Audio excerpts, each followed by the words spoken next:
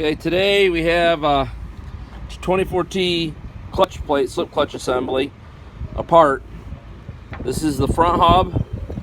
This has got the pieces where the drive dogs drive into. You can see they're a little bit rusty. This one here I've sanded a little bit, got it cleaned up. You can see at one point it gotten hot. In the center hub, I've sanded, just got the loose rust off it, clean up the edges. You can see the other side. Hand sanded it with some regular emery cloth. And the clutch disc, they show a little bit of roughness on here. I'm just going to take a light sandpaper, kind of smooth them up, get the flaky rust off. They're still good. You can buy new clutches for it. You see both of them. And the bolts, just check all your springs, make sure none of them are broke. Make sure they got the flat washer on the top. And make sure the threads are cleaned. I'll wire brush these threads up, and more likely I'll put some anti-seize on them when I put them back in.